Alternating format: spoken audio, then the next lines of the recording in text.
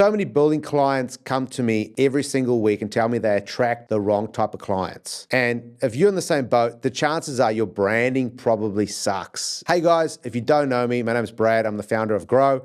We help custom home building businesses attract better projects. So what we're going to figure out in today's video is, firstly, does your brand suck? And then secondly, if it does, what we can do about it. Before we go into that exercise, which is going to outlay exactly if you should change your brand or not, and you'll know that by the end of this video, let's quickly first talk about what branding is and why it's important. Now, I'm not going to go into the definition that comes from the dictionary necessarily, but branding is essentially the feeling people get when they engage with your company. So it's a little bit more than just your logo, your colorways, and your fonts, pretty much the overarching ethos of how you present yourself to the market. When it comes to home building businesses, you want to have a brand that resonates firstly with your ideal client. So number one thing you got to focus on is who is your ideal client and what are they looking for in a brand? Think about this. In most of your life, the way that you are introduced to a person or the first time you meet a person is generally how you see them for the existence of your relationship moving forward. I don't know if you remember the first time you walked on a building site and you were an apprentice, fresh with your shiny boots. People saw you as Johnny the apprentice. You may have worked there 3, 4, 5, 6 years and now you're a qualified guy, but the older guys in the team still see you as Johnny the apprentice because how they met you is how they see you forever. You see, first impression is really, really important. And that's no different when it comes to your brand. You see, most people have an unconscious bias towards either being attracted or repelled by people or by brands. So what we want to do is we want to first figure out who is your ideal client and make sure that you position yourself to them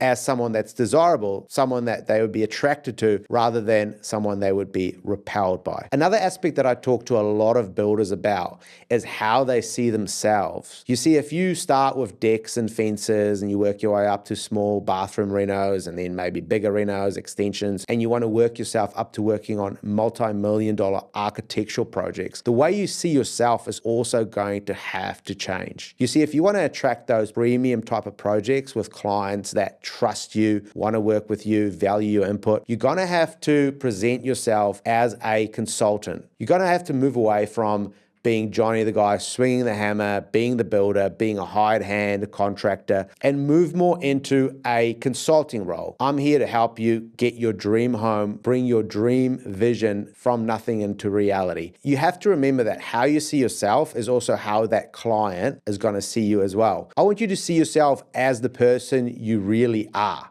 You are the one that's going to be responsible for 95% of your client's budget. Someone's going to come to you and give you their life savings and say, I want you to be responsible for all of that. I want you to take the plans that's been given by the architect, or even maybe you've been involved in it, and I want you to take those plans and I want you to turn that into a completed dream home. And I'm going to rely on you to make that all happen. They're seeing you as a professional. They're not seeing you as a builder swinging a hammer. They're seeing you as someone that's going to take their life savings and turn it into their dream home. So I want you to see yourself like that. And when you see yourself like that, you become the consultant. You become the professional. You become the person whose time is valued, whose expertise are valued. Someone who's worthy of being trusted, capable of being able to look after a multi-million-dollar budget. I want you to be in that frame of mind when we go into this exercise to figure out if your brand resonates with your ideal client. Okay, so let's get this started. So firstly, what I want you to do is I want you to open up a document on your computer. Now you can use PowerPoint if you're a Microsoft guy,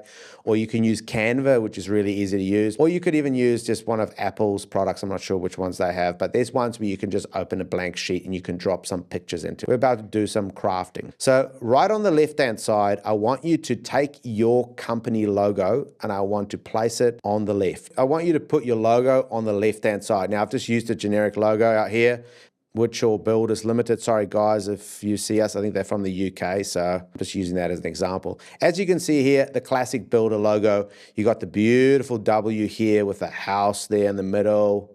Fantastic. Then you look at your ideal client brands, right? Ideal clients brands in there. You can make sure it can look ugly or whatever. It's not really for anyone else but from yourself. But you got your ideal client, and you got other premium brands. We're about to play a little game of does this look like the other, okay? Now, I want you to think really about your ideal client. When you focus on your ideal client, I want you to think of a client that you've worked with in the past, that if you get more clients like that, in the future, life would just be sweet, okay? Are you thinking about a name? I want a name. Let's call it Julie. Okay, Julie was your ideal client. Now I want you to think about the brands that Julie resonates with. The reason I'm choosing Julie is because I don't want you to focus on your lower end clients. I don't want you to sit here thinking about the lower end clients. I want you to think about your ideal client, because remember, if you shoot for the stars, maybe you may even fall on the moon. Is that the saying? Whoever you aim for, you'll get them or lower. You'll never ever go higher. So we want to aim for your ideal client. Then at least you'll be able to attract clients similar to that and below. So Julie is your ideal client. Now we want to think about what the brands that Julie resonates with. And you want to type in that brand in Google. And you think to yourself, okay, Julie, what did she wear? She used a lot of activewear, so she had like Lululemon. So then I would type in Lululemon logo, and then I would copy it and paste it under ideal client brands, okay? There's a beautiful aspect of Canva where you can actually get rid of the background, which, because I'm a perfectionist, I will generally do that. And she also wore a lot of Country Road, so we do Country Road. She wore some Karen Walker's sunglasses.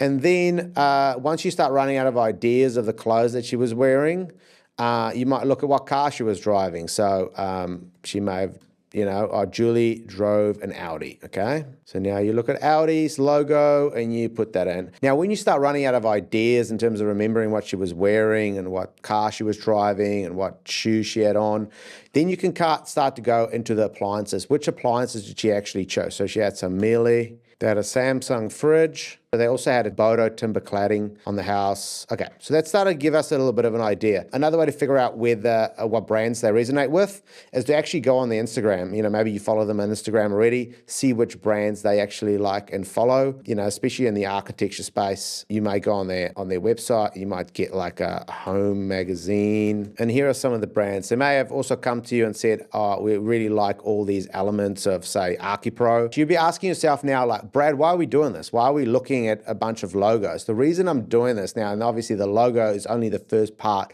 of overall branding, but these companies, especially Audi, Country Road, Lululemon, these companies have spent millions of dollars in research and development and figuring out why their customers buy.